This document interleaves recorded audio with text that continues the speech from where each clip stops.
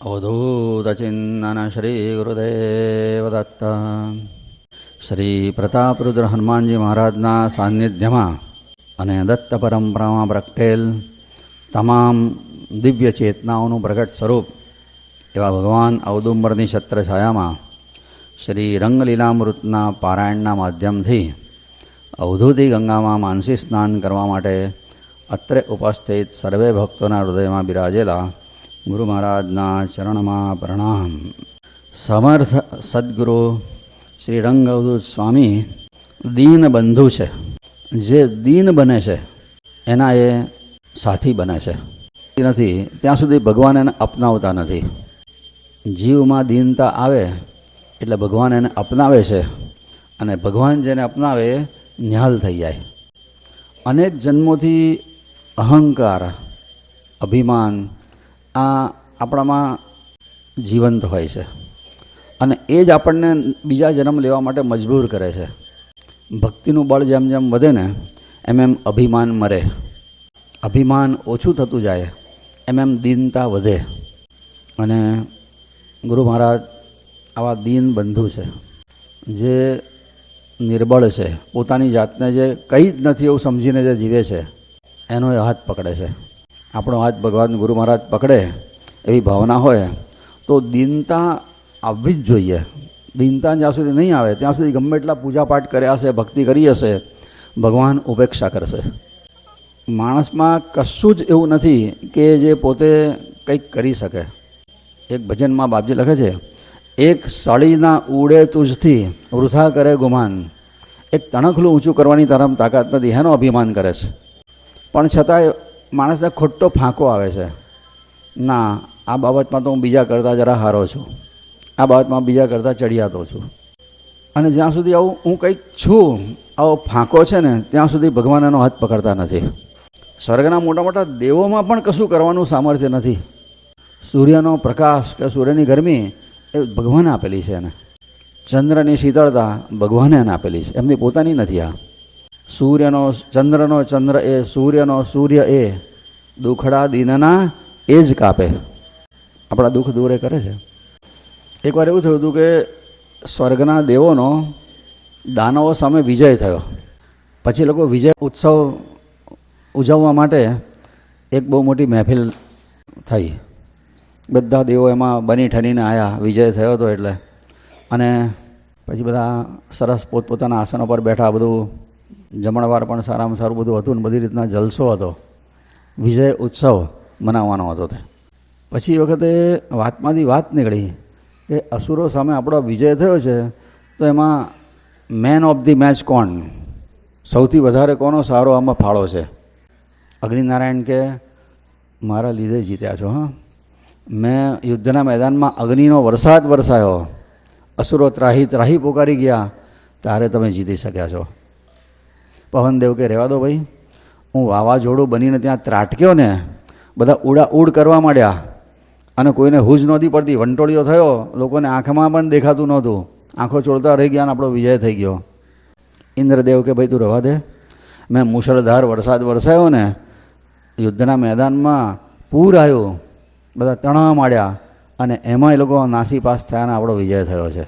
સૂર્યનારાયણ કે અમે એટલી બધી ગરમી વરસાઈ ત્યાં આગળ, લોકોથી સહન નહોતી થતી અસુરોથી, ને એમાં આપણો વિજય થયો. દરેક દેવ પોતાનું આવું કંઈક સામર્થ્ય બતાવતા હતા. મારા લીધે વિજય થયો, મારા લીધે વિજય થયો, મારા લીધે વિજય થયો. નિર્ણય નહોતો થતો, ઓસાતુસી શરૂ થઈ. એ વખતે ત્યાં એક તેજસ્વી યુવતીનો પ્રવેશ થયો એ દરબારમાં.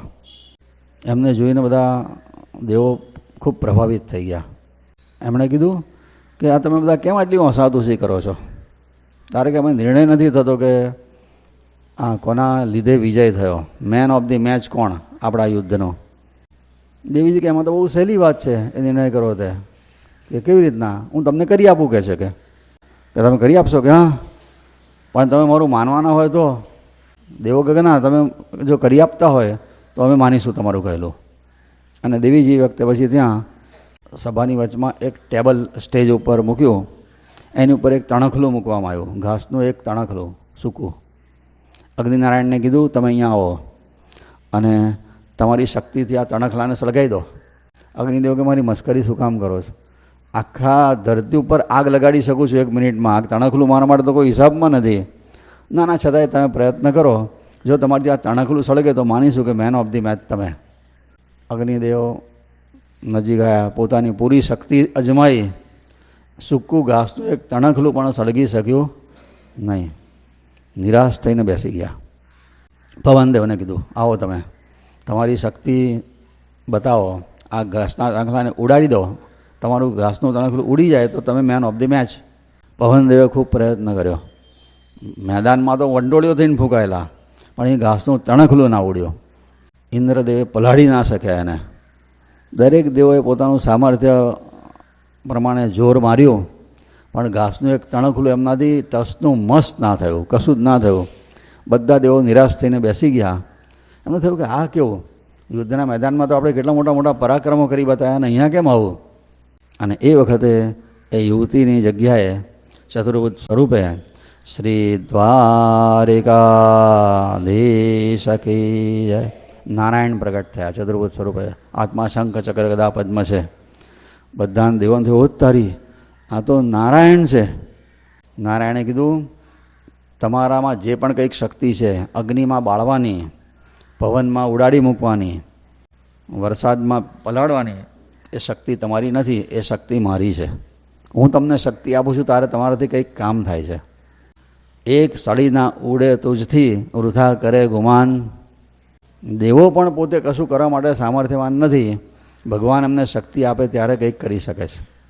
સૂર્યપ્રકાશ આપે, ગરમી આપે, એ ભગવાન એમને આપે, એમાંથી આપણને આપે છે. એમની પોતાની કશી શક્તિ નથી. કોઈ દેવો પાસે જો શક્તિ ના હોય તો માણસ પાસે શું શક્તિ હોય?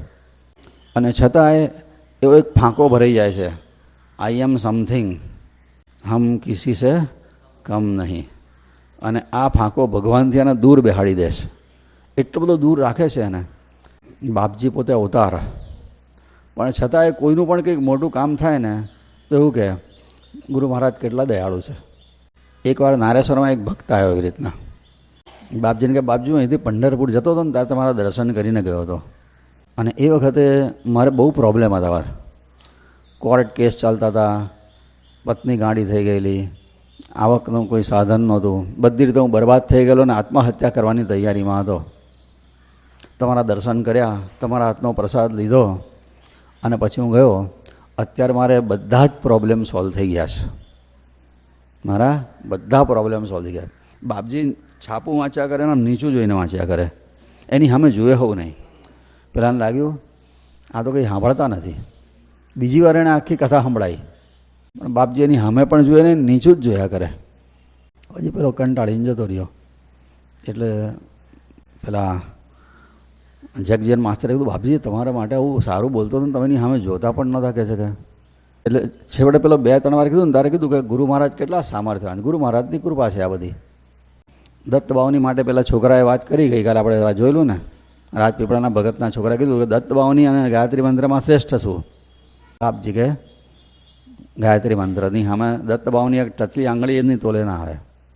ત્યાર પેલા છોકરાએ કીધું મારા દાદા તો ગાયત્રી મંત્રનો જપ કરી કરીને મરી ગયા, એમના એકે કામ ના થયા, અને મારી મમ્મી દત્તબાઉની કરે છે ને ફટાફટ કામ થઈ જાય છે.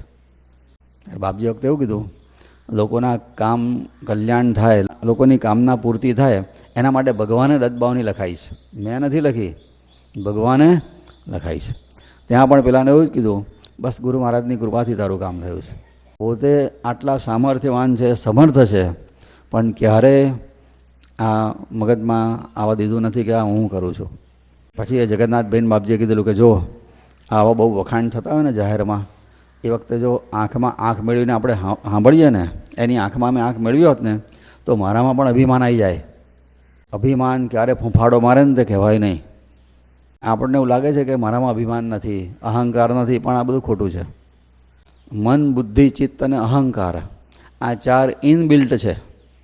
ઇનબિલ્ટ મોબાઈલ લાવો ને તો એમાં મેમરી અમુક હોય ઇનબિલ્ટ, એવી રીતના આ 4 બરાબર અંદર છે. એમાં અહંકાર બહુ જ ખતરનાક વસ્તુ છે. અહંકાર દેખાતો નથી ઘણીવાર, છજમાં છુપો હોય છે. પણ મહાપુરુષોનું જીવન જોઈએ ત્યારે લાગે કે એમણે આટલા સામર્થ્યવાન હોવા છતાં અભિમાન નહોતું તો આપણામાં કેમ હોવું જોઈએ. એટલે એમના જીવનને બરાબર આપણે ઝીણવટથી સમજવાની જરૂર છે. ભગવાને આપણને સરસ તક આપી છે આ પારાયણના માધ્યમથી. બરાબર આપણને આપણા બધા દુર્ગુણો દેખાશે ધ્યાનથી જોઈશું તો. બાકી આમ તો આપણને એવું લાગે મારામાં તો કંઈ કચાશ નથી. હા, અમે તો બહુ સારા, બીજા કરતાં અમે સારા, બીજા કરતાં અમે હોશિયાર, બીજા કરતાં અમે બુદ્ધિમાન.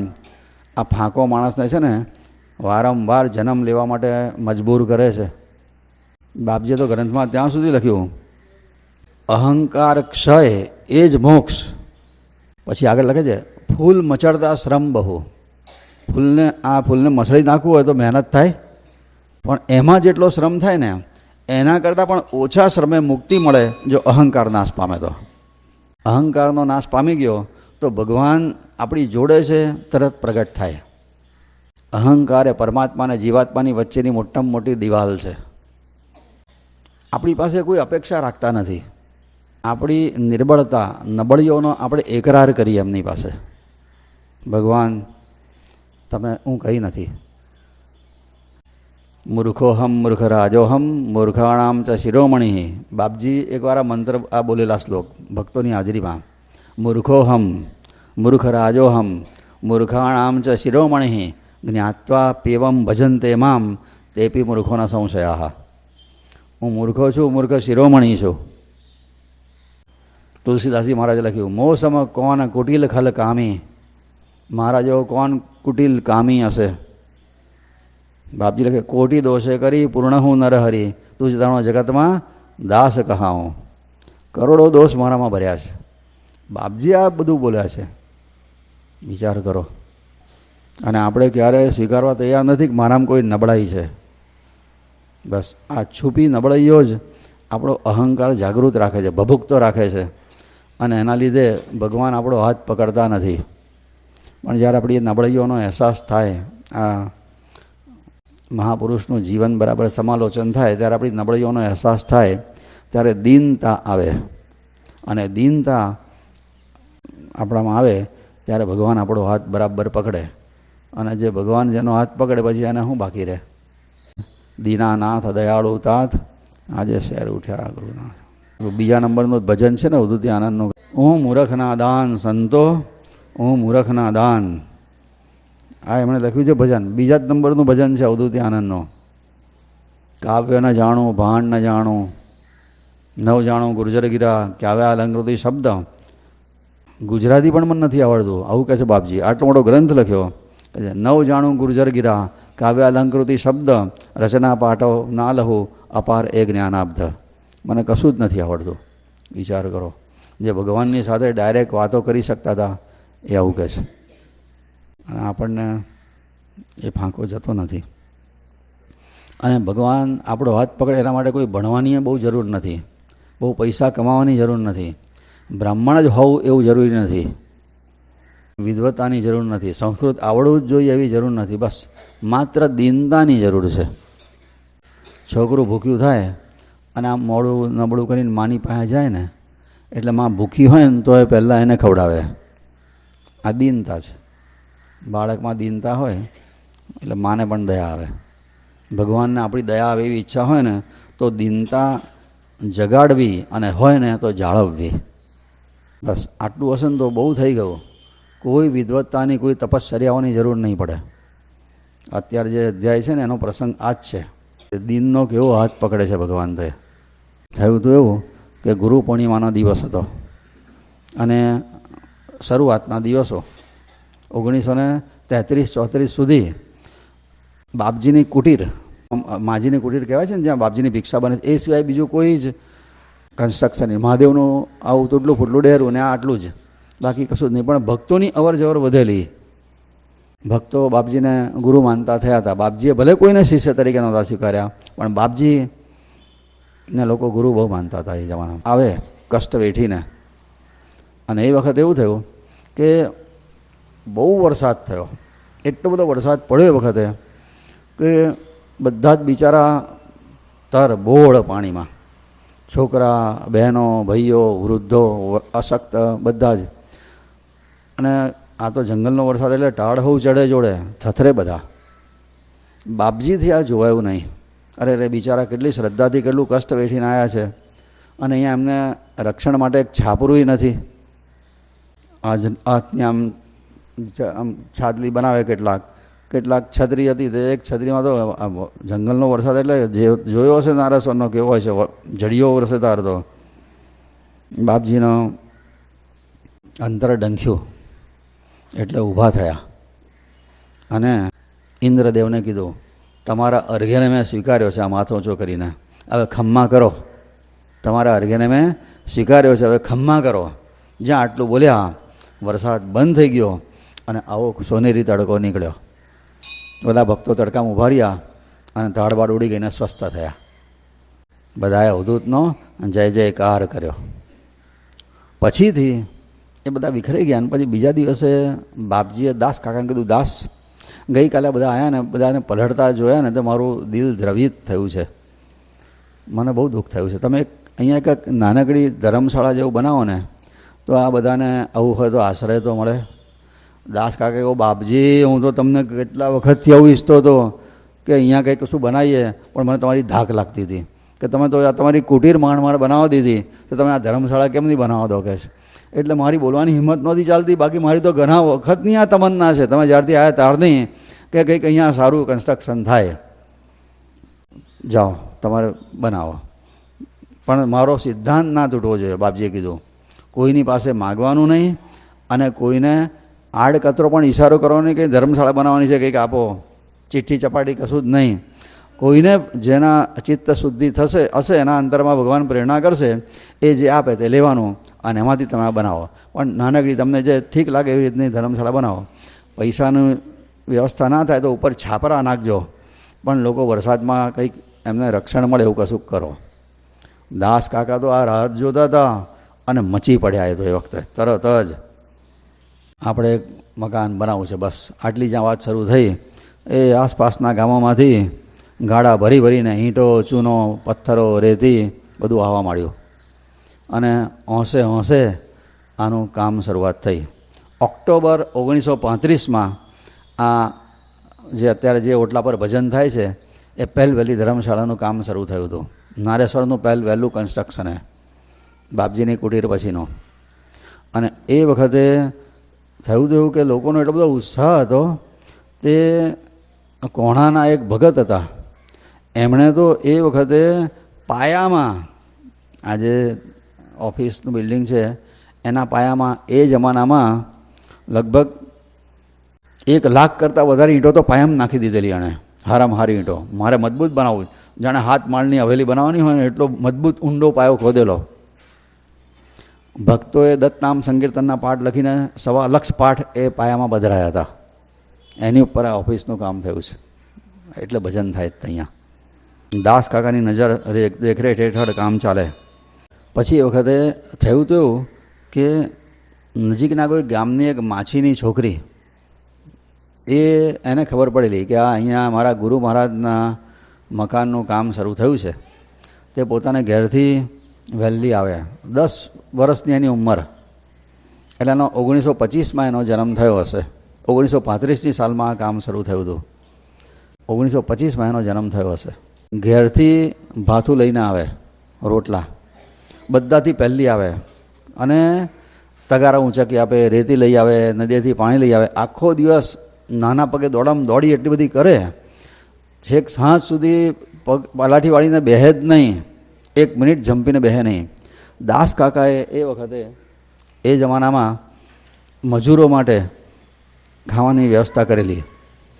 રોટલા, શાક, દાળ ભાત જે કંઈક બનાવે તો મજૂરો બધા બપોરે ખાય, પણ આવ્યા તો એમાંથી કશું ખાય જ નહીં. પોતાના ઘરનો રોટલો લાવે, એકલી ખૂણામાં દૂર ઝાડ નીચે બેસીને ખાઈ લે, ઘરનું ખાય. અભણ એને કોઈ કહે, અલી તું અહીંયા મજૂરી કરે છે તો અહીંયા બધાને જોડે જમને, કે ના, મારા ગુરુ મહારાજનું આ કામ થાય છે, મારાથી પૈસાથી તો મદદ થાય એવી નથી, હું તો હાવ ગરીબ છું, પણ મારું શરીર એ મારી સંપત્તિ છે, હું શરીર ઘસીશ અને મારા ગુરુ મહારાજની સેવા કરીશ. આવો ભાવ એનો.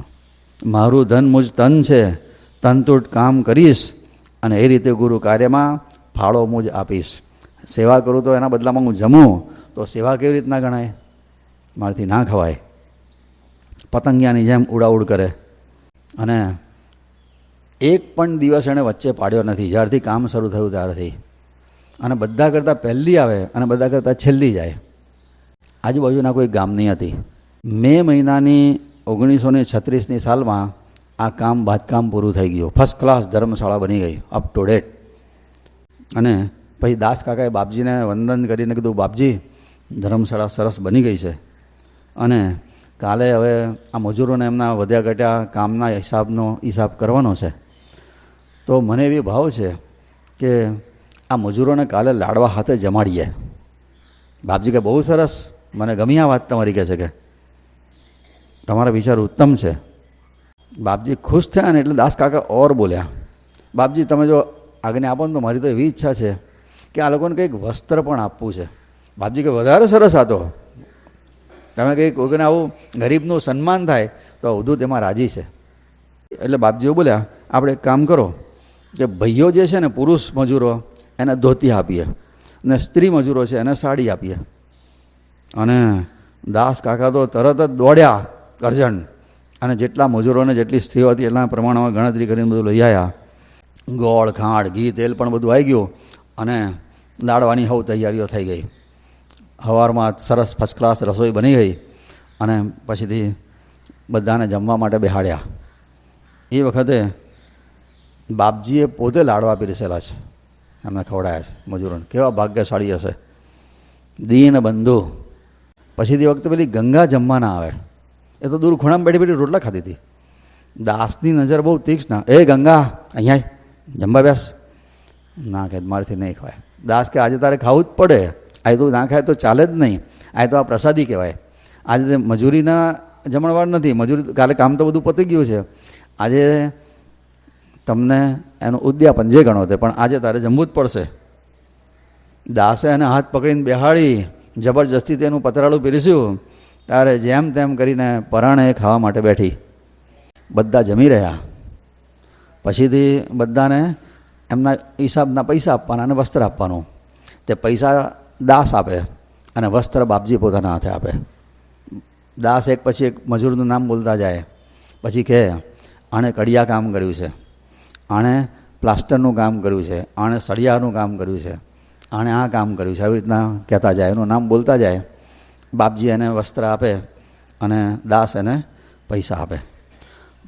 બધાને અપાઈ ગયું એટલે પેલી ગંગાનું નામ બોલ્યા દાસ. ગંગા મને તો દૂર જ બેસી રહેલી, જાવે જ નહીં, અહીંયા પણ પેલું નીચે જ જોયા કરે, જમીન ખોતર્યા કરે બિચારી, ના જાય.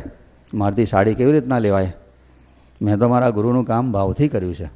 સાડી એ તો બદલો ઠરે અને મારી સેવા નિષ્ફળ જાય. 10 વર્ષની છે, અંગૂઠા છાપ, અભણ, પણ જ્ઞાન કેટલું ઊંચું છે. આ પૂર્વજન્મના સંસ્કાર હોય ને તો જ આ બને, બાકી શક્ય નથી.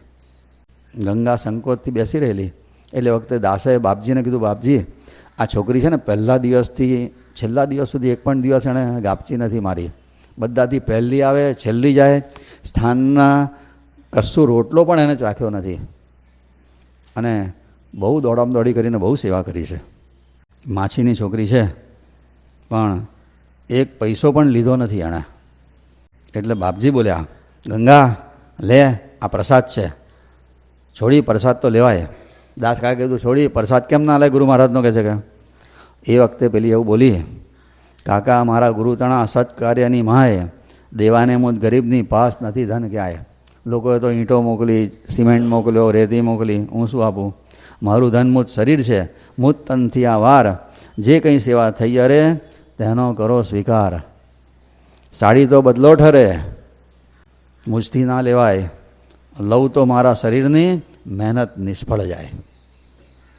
બાપજી ગદગદિત થઈ ગયા, બોલી તાર્યા, ધન્ય ગંગા ધન્ય, માગ માગ ઓ દીકરી. બાપજી હશે ને આવું ખુલ્લા દિલે કોઈને કહ્યું હોય ને તો આવો ભાગ્યે જ એકાદ બે પ્રસંગ છે. આને વખતે બાપજી બોલે, શું જોઈએ છે માગ? તારા પર પ્રસન્ન છું, ધન્ય છે તું જ અનુરાગ, જે જોઈએ તો માગી લે. કે છે કે પૂર્યા વર્ષ્યા છે આ વખતે બાપજી. નાની ઉંમર અને આ દીનતા, આ દીનાનાથ માગ માગ માગે તે આપું. પુરાણકાળની વાતો સાંભળીએ ને, ભગવાન પ્રસન્ન થાય ત્યારે કહેતા હતા માગ માગ માગે તે આપું. કોઈ એવો ભગવાનની પાસે નહોતો ગયો કે જેને માગ્યું ના હોય કશું. પણ આ ગંગા કહે છે મારે કશું નથી જોઈતું. શું માગું હું બાપજી, હું તો સાવ અબૂધ ગદગદિત થઈ ગઈ. ના, તારે જે જોઈતું હોય તે તારા મનમાં જે હોય તે બોલ કે છે કે. તારે એણે એવું કીધું છે વટે કે જો તમે મારી પર પ્રસન્ન થયા હોય તો બાપજી એકવાર મારી ઘેર આવો, મારી ઘેર પધારજો, મારું ઘર પાવન કરજો. ગરીબ ઘેર પધારીને પુનિત કરો મુજ ઘર, ઈચ્છા મનની આટલી પૂર્ણ કરો ગુરુવર. બાપજી ઓર ગદગદિત થયા. ધન્ય છે ગંગા તને, તારા મા બાપને ધન્ય છે કે છે કે. પછી બાપજી બોલ્યા કે જો ગંગા તારી વાત મને બહુ ગમી, હું તને વચન આપું છું તારી ઘેર આવીશ, પણ અત્યાર તું જે રહે છે ને એ ઘર તારું ના કહેવાય. તારું લગ્ન થયા પછી તું જે ઘેર જઈશ ને એ ઘર તારું કહેવાય. તારું લગ્ન થશે ને પછી હું તારી ઘેર ચોક્કસ આવીશ, જા. એમ કહીને જબરજસ્તીથી બાપજીએ પોતાના હાથે એને સાડી આપી, પ્રસાદી થઈ. જા મોજ કર મસ્ત, આવું કીધું. અને ગંગા પછીથી ત્યાંથી બધા વિદાય થયા. પછી તો ગંગાએ એટલું જ યાદ રાખેલું કે એમણે વચન આપ્યું છે મારા લગ્ન થયા પછી એ મારી ઘેર આવશે. આ બાજુ તો ભાઈ ધીમે ધીમે બાપજીના નારેશ્વરના નાથનો ડંકો ચારે બાજુ વાગ્યો. ગુજરાતમાં જય જયકાર થાય. રંગ જયંતીઓની શરૂઆત થઈ, દત્ત જયંતીઓની શરૂઆત થઈ અને એટલું માણસ આવતું થયું. આ ગંગા પણ કોઈ વાર જાય ગુરુવારે, એટલું બધું માણસ હોય. સ્વયંસેવકો પાછા ચા કરતા કેટલી ગરમ, હે આગળ ચાલો, જલ્દી ચાલો, હોશિયારીઓ મારતા હોય. આ બિચારી આવે દૂરથી દર્શન કરે, બાપજીની આંખમાં આંખ મેળવવા જાય. બાપજી આંખમાં આંખ મેળવીને ઈશારાથી કંઈક કહે, પણ આ ભણ માણસને શું સમજણ પડે કે હા શું કહે છે. બાપજી ઈશારાથી એટલું જ કહેતા હતા, હું મારું વચન ભૂલ્યો નથી, હા એક દિવસ પાડીશ. પણ આને બહુ સમજણે ના પડે બચારીને. અને પેલીએ જાણે કે એટલું જ કહે કે તમે તમારું જાણો, હું તો પગે લાગવા આવી છું. એનું લગ્ન પછી લીલીપરા ગામે થયું હતું, નર્મદાની સામેના કિનારાનું ગામ, સામેના દક્ષિણ તટ પરનું ગામ. અને આ બાજુ એ તો થયું હતું કે પછી તો રંગ જયંતીઓ એટલી ઠાઠમાઠથી ઉજવાતી હતી કે લાખો રૂપિયાના ખર્ચા થાય, હજારો માણસો આવે. બાપજી કોઈક ભક્તની ઉપર કૃપા કરે અને એની ઘેર જાય. એક રંગ જયંતીએ કેટલાક મોટા મોટા શ્રીમંતો અને શેઠિયાઓને મોટા મોટા મંડળોમાં આવ્યા. બાપજી આ રંગ જયંતી અમારા ગામમાં થાય, બાપજી આ રંગ જયંતી અમારા ગામમાં થાય. બાપજી બધાને ના પાડે. બધાને થાય તો આ કઈ રંગ જયંતી કરવા માગે છે. પણ અવધૂત પોતાનું વચન પાળવા માટે આ વખતે ગંગાને ઘેર જવા તૈયાર થયા હતા.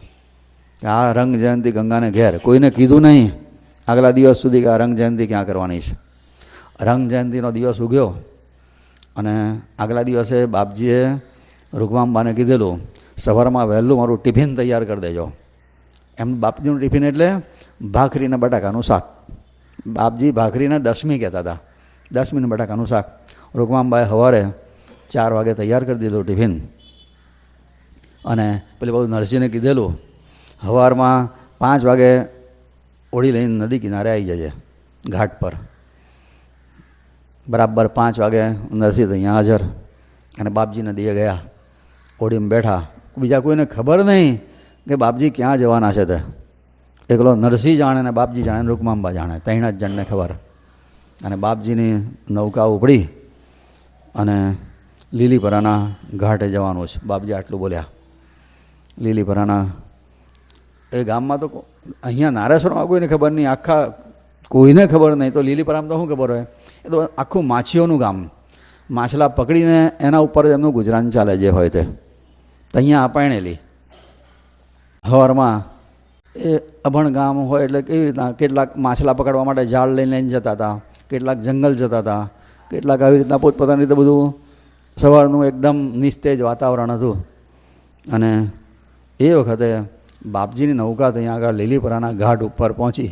તડકો નીકળતામાં તો એક જણની નજર પડી અને જાણે અરે આ તો અવધૂતજી આવ્યા છે. અને મોટેથી બૂમ પાડી, અવધૂતજી આપણે ગામ પધાર્યા છે. એક બીજાને બીજા ત્રીજાને ને પછી આખું ગામ તો ગાંડું થઈ ગયું. વખતે શું વાત છે, બધા દોડ્યા. એટલે આપણા ગામમાં બાપજી આવે, અરે હા જ આ જો આ ઓળિયાઈ. કોઈ માનવા તૈયાર નહીં કે આપણે જાગીએ છીએ કે ઊંઘીએ છીએ તો કહે છે કે. અને ગામમાં દોડમ દોડી થઈ ગઈ. પેલા માછલા પકડવાળા જણા માછલીઓ જાળ બાજુમાં નાખીને દોડ્યા ઘાટ ઉપર. કેટલાક લોકો જંગલ જતા જંગલ પેલું જે પોરમાં ગઈકાલ થયેલું ને પેલું દત્ત જયંતિ વખતે એવું જ વાતાવરણ લીલીપરામ થયું. આખું ગામ પાગલ થઈ ગયું કે આપણા જેવાના ગામમાં કંઈ બાપજી આવતા હશે અને રંગ જયંતિના દાડે મોટા મોટા શ્રીમંત મંડળો રાહ જોતા હોય એમને અહીંયા આપણા ગામમાં આપણી પાસે કશું છે નહીં ને. અને એટલી જબરજસ્ત દોડમ દોડી પાગલ થઈ સમજણ પણ ના પડે. એક તો કોઈને નમઃ શિવાય બોલતા નહીં આવડતું હોય ગામમાં, એવી દુર્દશાવાળું ગામ. અને એમાં એક જણ દોડ્યો, એને ખબર કે આ ગંગા બાપજીની ભગત છે ને જાય છે નારાયણ બધું જાણતો હતો. દોડતો દોડતો ગયો, જઈને કીધું અરે ગંગા બાપજી આપણા ગામની પાદરે આવ્યા છે, કહે છે તને ખબર નથી? એટલે કે હા બાપજી આપણા ગામમાં. એ તો એ વખતે છોકરાને કંઈ દવડાવતી હતી, મૂકીને દોડી સીધી બહાર. વસ્ત્રોનું ભાન નહીં, વાળનું ભાન નહીં, ગમે તે અસ્ત વ્યસ્ત લગર વગર.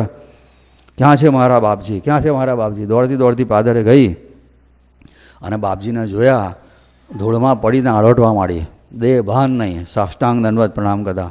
આંખમાંથી શ્રાવણ ભાદરો રસવા માંડ્યો. બાપજીએ બોલ્યો જો ગંગા હું તારી ઘેર આવી ગયો છું, હા જા જે હોય તો પાથર ઘરમાં જલ્દી. પેલી તો દોડી, સમજણ ના પડે હું પાથરવાનું ઘરમાં, આમના શું હોય ગરીબ માણસના ઘરમાં, શું પાથરવું, કેવી રીતના સ્વાગત કરવું, સમજણ નહોતી પડતી. અચાનક એને યાદ આવ્યું મારા લગ્ન વખતે છે ને મને કંઈક 2-3 સાડી એવી મળેલી છે કે જે મેં પહેરી નથી, કોરી જ છે. તો એ સાડી લઈને સીધી પાદર દોડી. બધા જવાનિયાને કીધું આ મારા ગુરુ મહારાજના રસ્તામાં આ તમે સાડી પાથરો, મારા ગુરુ મહારાજ એની ઉપર પગ ચાંપીને આવશે અને એ સાડી ભવિષ્યમાં હું પહેરીશ. જે સાડી ઉપર મારા ગુરુ મહારાજના પગલાં પડ્યા છે એ સાડી હું પહેરીશ. અને જવાનિયા બાપજીના જ્યાં ઊભેલા ત્યાંથી સાડી પાથરે, પેલું નહીં આપણે જોઈએ છે ને એની ઉપર બાપજી ચાલતા આવે પછી બીજી સાડી પાથરે, પછી બાપજીએ સાડી પર ચાલે એટલે પેલી સાડી ઊંચકીને પાછી આગળ પાથરવાની. સાડી પાથરતા પાથરતા એમના રસ્તે આવી રીતના બાપજી ગંગાને ઘેર પહોંચ્યા. ગંગાને એ જ વિચાર કે બસ જેની ઉપર મારા ગુરુ મહારાજના ચરણ અંકિત થયા છે એ સાડી હું પહેરીશ અને મારું ભાગ્ય સુધરશે. ગંગાને ઘેર ગયા. ગંગાને થયું હવે બાપજીને બેહાડવા કંઈ, ઘર તો લીપણવાળું હતું. એ વખતે એને પેટી જે હતી ને પતરાની, તેણે પેટી મૂકી દીધી અને એની ઉપર એને લગ્ન વખતે કંઈક રજાઈ મળી હશે, કોરી રજી હતી તેની ઉપર પાથરી દીધી. લો આ તમારું વ્યાસપેટ થઈ ગઈ. બાપજી ખુશ થઈ ગયા અને એ વખતે એમણે પોતાનું આસન લાવ્યા હતા, એ આસન એની ઉપર પાથર્યું અને બેઠા બાપજી. અને ગંગાને કીધું જો ગંગા હવે તારે ઘેર આવી ગયો છું, હા હવે શાંતિથી બેસ. પેલી તો સમજી જ નહોતી શકતી કે આજે રંગ જયંતિના દિવસે બાપજી મારા ઘરમાં બેહે. બેઠી બેઠી આંખમાંથી આંસુ વરસ્યા કરે ને ખબર જ ના પડે. 2 હાથ જોડીને બેસી રહેલી ત્યાં આગળ, બોલતા કશું આવડે નહીં. છેવટે કેટલી વાર પછી બોલી બાપજી અમે તો ગરીબ અને અભણ, સેવાની રીત અમને કંઈ સમજણ પડે નહીં કેવી રીતના કરવી. દેખે છે કે જે છે તે આ છીએ, કશું બોલતા જ નહોતું આવડતું વખતે. અને જ્યારે પ્રેમ બહુ વધારે હોય ને ત્યારે વાણી બંધ થઈ જાય છે. એ વખતે એનો ભાવ જોયા અને બાપજી એવું બોલ્યા ગંગા હું તારી ઘેર આવ્યો ને મેં મારું વચન પાળ્યું, મને બહુ આનંદ છે. તારા મનને જરાય દુભવીશ નહીં. તારો ભાવ મને તારી ઘેર ખેંચી લાવ્યો છે. તારા ભાવે હું ખેંચાઈને આવ્યો છું. દીન બંધુ આને કહેવાય. પૈસો નથી જોયો, ભણતર નથી જોયું, જ્ઞાતિ નથી જોઈ, ઉંમર નથી જોઈ, જાત નથી જોઈ, માત્ર હૈયાની નિર્મળતા જોઈશ બસ. દીનતા, નમ્રતા. સબરીની ઘેર રામજી ગયા હતા એ તો ત્રેતાયુગની વાત, પણ આ ગંગા એ અવધૂત પરિવારની સબરી છે અને બાપજીએ પોતે રામ છે. એની ઝૂંપડી આવ્યા. સબરીએ ઘણા વર્ષો પ્રતીક્ષા કરેલી, આણે પણ કેટલા વર્ષો પ્રતીક્ષા કરી હશે કોણ જાણે. પૈણીએ ખરી, છોકરાએ થયા અને મોટીએ થયેલી, પછીની આ સ્થિતિ હતી. અવધૂત પરિવારનો આ સબરી અને રામનો પ્રસંગ છે. 10 વાગ્યા એટલે બાપજીએ ટિફિન ખોલ્યું અને ખૂણામાં બેઠા અને ખૂબ પ્રેમથી ભાખરી 10 મિનિટ બટાકાના શાકની ભિક્ષા કરી. 4-5 ભાખરીમાંથી બાપજી તો માળ 1-2 ખાય અને બાકીની ભાખરી બાપજીએ એના માટે રાખી. ગંગાને કીધું ગંગા આ અવધૂતનો પ્રસાદ છે, તું લેજે, તારા ધણીને આપજે ને તારા છોકરાને આપજે, બીજા કોઈને આપવાનો નથી. ગુરુનું ઉચ્છિષ્ટ મળે ને એટલે સમજવાનું કે એનાથી આગળ વધીને ધરતી ઉપર કોઈ પ્રસાદ આજ સુધીમાં નિર્માણ થયો નથી.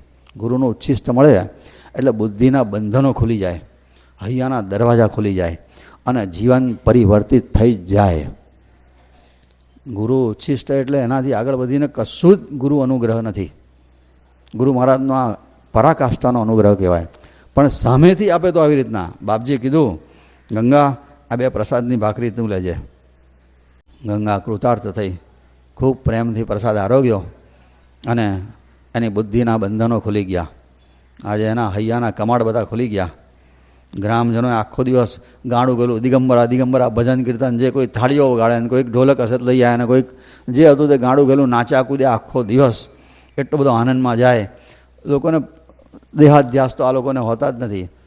પૈસો વધે ને એમ દેહાધ્યાસ વધે છે. સમાજમાં આપણી કંઈક વેલ્યુ વધે ને એમ દેહાધ્યાસ વધે છે. 2-4 માણસો આપણને પૂછતા થાય ને ત્યારે દેહાધ્યાસ વધે છે. અધ્યાસ શૂન્ય એટલે ઓછો હોય. શૂન્ય થાય તો મુક્તિ મળી જાય. ઓછો હોય. ભક્તિ વધે ત્યારે દેહાધ્યાસ ઓછો થાય. પણ આ લોકોને દીનતાના લીધે દેહાધ્યાસ હતો. આપણા જેવા મામૂલી તુચ્છ જ ગણાઈએ સમાજમાં. એટલે દેહાધ્યાસ છોડીને ગાડાની જેમ નાચ્યા કૂદ્યા છે. આવો આપણા ગામમાં આવો દિવસ ફરી ક્યારે આવવાનો હતો? સાંજ પડી અને 5 વાગતા સુધી બાપજી ત્યાં બિરાજ્યા છે એના ઘરમાં. શાંતિથી બધું જોયા કરે. ગામડાના લોકો આવે, કોઈક જંગલમાંથી કોઈ ફળ તોડી લાવીને એમની પાસે મૂકે, કોઈ પાંદડા તોડીને હાર બનાવીને એમને પહેરાયો. બાપજી બધું જ સ્વીકારતા હતા. ભાવ હતો પછી ગુલાબના હારની થોડી જરૂર છે અહીંયા. જે એને હુજ્યું તે બીલીનો હાર કોઈ બનાવી લાવે, કોઈ તુલસીનો બનાવે, કોઈ લીમડાનો બનાવે છે તે હું પહેર્યો હશે એ વખતે. ત્યાં કે થોડી દુકાનો હતી ગામમાં. જે મળ્યું તે ગાડું ગયેલું આખું ચૂકું કાચું પાકું બધું જ અવધૂતના ચરણે સમર્પિત થાય, દર્શન કરે અને આવી રીતના આનંદમાં દિવસ પસાર થઈ ગયો. સાંજે 5 વાગે ગંગા તો આભી બનીને જોયા જ કરે કે આ મારા બાયણે આવો મોટો ઉત્સવ. સાંજે 5 વાગ્યા એટલે બાપજી ઊભા થયા. ગંગા હવે જવું? અવધૂત પૂછે છે આજે પોતાના ભક્તને, હું જાઉં? શું આ કન્યાએ અવધૂતનું દિલ જીત્યું હશે. આભી બનીને જોયા કરતી હતી એ વખતે અને બોલી એ વખતે. આવ્યા ને આ ચાલ્યા, મુજ હૈયાના હાર, આવો દિન રળિયામણો નહીં આવે જીવનમાં ફરીવાર. બાપજી ધીમે રહીને પછીથી પાદુકા ધારણ કરી દંડ લીધો અને ઊભા થયા. એના માથા પર હાથ મૂકીને આશીર્વાદ આપ્યા, દીકરા ગંગા તારું બધી રીતે કલ્યાણ થશે. અને પછી એના ઘરની બહાર નીકળ્યા. આખું ગામ સવારમાં જે નાચતા કૂદતા સ્વાગત કરેલું આજે જાણે કે નિસ્તબ્ધ થઈ ગયા. વિદાયનું દુઃખ કોનાથી સહન થાય? વ્યાકુળ થઈ ગયા હતા અતિશય ગામ લોકો. ધીમે ધીમે બાપજી ચાલે. આખું ગામ નત મસ્તકે, આંખમાં અશ્રુપાત સાથે, બોલ્યા ચાલ્યા વગર ધીમે ધીમે નદી કિનારા તરફ ચાલવા માંડ્યા. અને એ વખતે એક કોઈ ભગતને આજુબાજુના કોઈને ખબર પડી છે કે બાપજી અહીંયા પધાર્યા છે, એ પણ ત્યાં આવેલો. અને એણે વખતે ભજન ઉપાડ્યું, દેજો દેજો રે દર્શન ફરીથી પ્યારા, અવધૂત પ્યારા છે એવું છે. એ ભજન એમણે ગાયું. અને બાપજી નદીએ પહોંચ્યા, નૌકામાં બેઠા. આખું ગામ એ વખતે ત્યાં નદી કિનારે હતું. લોકોનો જે ભાવ જોયો ને વખતે તો નરસિંહને લંગર છોડવાનું મન ના થાય કે આ બધા બિચારા કેટલા ભાવિક છે, કશું જ આવડતું નથી, પણ ભાવ કેટલો પરાકાષ્ઠાનો છે. એને થયું કે ખરેખર બાપજી અહીંયા રંગજયંતિ ઉજવાયા ને તે આ યોગ્ય જગ્યા છે. આ જ જગ્યાએ રંગજયંતિ થાય. બીજે બધે ભપકા હોય છે, ખર્ચા હોય છે, બધી જાહો જલાલી હોય છે, પણ ભાવ આવો ક્યાંય જોવા મળતો નથી. હલે શું ના મારી શકે? ભોળા ભક્તો તણો જોઈ સાત્વિક ભાવ, નરસિંહ પણ દિગ્મૂઢ થઈ ઊભો જડવત સાવ. ભક્તને ભગવાનનો વિશિષ્ટ પ્રેમ હતો. બાપજી એ વખતે કશું બોલ્યા નથી, ભક્તો પણ બોલ્યા નહીં. એટલે બાપજી ભાઈ નૌકામાં ઊભા થયા, હાથ ઊંચો કર્યો, બધાને આશીર્વાદ આપ્યા ફરીથી આમાં હાથ લઈને, કલ્યાણ થાવ બધાનું, બસ આટલું જ બોલ્યા છે. ભક્તો અરખ્યા. પછી બાપજીએ નરસિંહ કહ્યું, નરસિંહ આ લોકોના ભાવની કિંમત કોઈ સમજી શકાય નથી, તું હવે ચલાય. આ લોકોનો ભાવ ઓછો નહીં થાય, તું હવે ચલાય. બાપજી બોલ્યા તું ચલાય. તારે નરસિંહે હલેસું મારવાની શરૂઆત કરીને આખું ગામ અવધૂત ચિંતન શ્રી ગુરુદેવ દત્ત જ્યાં સુધી નૌકા દેખાઈ ત્યાં સુધી આ લોકો અવધૂત ચિંતનની ગર્જનાઓ કરીશ. નૌકા દેખાતી બંધ થઈ ત્યારે બધા ભાઈ હવે હૈયે ઘેર ગયા. એમનું સ્મરણ અહીંયામાં બાપજીને લઈને ઘેર ગયા. અલગ કહે છે નિરંજન આ ગંગાના દીનતાની, ગંગાના પ્રેમની કથા છે. જે કો પડશે સુણશે તેની શ્રદ્ધા અમાપ, વચ્ચે સદગુરુ ચરણમાં થાશે નિસંતાપ. દૈન્ય કદી રહેશે નહીં, વચ્ચે સદગુરુ પ્રીત, જીવનના સંગ્રામમાં સર્વદા જીત જીતને જીત. અદ્ભુત આ ચરિત્ર છે. એ ગંગાબા અત્યારે એમની ઉંમર 98 વર્ષની હોય. 1925માં જન્મ, 98 વર્ષની, પણ ઉંમર 80 વર્ષની નથી લાગતી. કેવી સ્વસ્થતા છે. એવી રીતે ગુરુલીલામૃતનું હૃદય એટલે અવધૂત યદુ સંવાદ, 24 ગુરુની વાત. એવી રીતના રંગલીલામૃત એટલે આ 37મો અધ્યાય ગંગાનું ચરિત્ર. એટલું બધું મહત્વનું છે આ ચરિત્ર. અવધૂત ચિંતન શ્રી ગુરુદેવ દત્ત શ્રી પ્રતાપ રુદ્ર હનુમાન કી જય.